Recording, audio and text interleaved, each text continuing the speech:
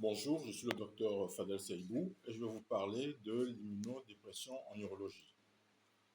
La diminution de la capacité du système immunitaire à répondre efficacement aux infections et autres agressions peut avoir des implications significatives pour les patients d'urologie, notamment en leur risque d'infection, de complications post-opératoires et d'autres pathologies urologiques spécifiques.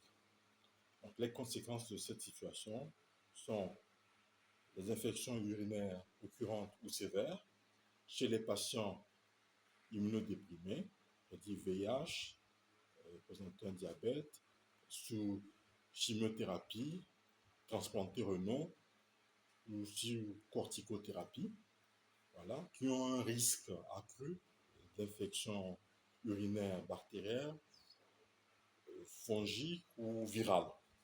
Donc, les infections urinaires peuvent évoluer rapidement vers des pyélonéphrite, abcès rénaux ou septicémie. Donc, il y a également les complications post-opératoires où il y a un risque accru d'infection du site opératoire, de cicatrisation retardée et de sepsis. Donc, les pathologies urologiques spécifiques les plus courantes sont la cystite hémorragique liée à des virus comme BK ou adénovirus chez les transplantés ou après chimiothérapie. Voilà. Il y a la tuberculose urogénitale, plus fréquente chez les patients VIH ou immunodéprimés. Il y a les tumeurs urologiques, avec un risque accru des cancers urotériaux ou rénaux chez les patients sous immunosuppresseurs chroniques. Il y a également les lithiases urinaires liées à l'utilisation de certains médicaments ou à la présence de gènes uréasiques. Donc, les patients à risque en urologie sont les transplantés rénaux à cause de l'utilisation des immunosuppresseurs. Donc, il y a une augmentation du risque d'infection opportuniste. Voilà, il y a les patients diabétiques avec l'altération de l'immunité cellulaire et vasculaire. Il y a les patients sous chimio et ou radiothérapie avec une neutropénie qui provoque une augmentation du risque d'infection fongique ou bactérienne, par exemple. Il y a les patients VIH-Sida avec le risque d'infection atypique, de lymphome urologique notamment. Il y a également les patients âgés fragiles.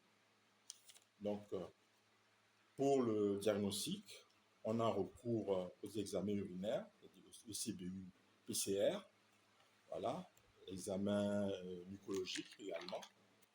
Voilà. Pour l'imagerie, alors ça serait l'échographie TDM urogénitale. On pensera à une cystoscopie plus ou moins de biopsie en cas de suspicion de tumeur ou de cystite chronique. Voilà. Donc, en matière de traitement et de prévention, on optera pour une antibiothérapie ou antibioprophylaxie adaptée au contexte, en antibiogramme. Voilà. Et aux antiviraux ou antifongiques, si c'est une infection virale ou une infection fongique, une candidose par exemple. Voilà.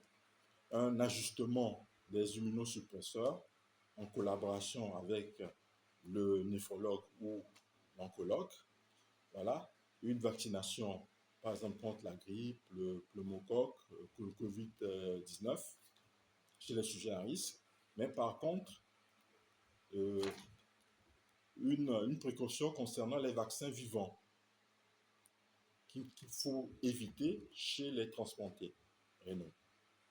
Voilà. Donc, les situations particulières concernant la transplantation rénale, où il faut une surveillance des infections urinaires et du BK virus.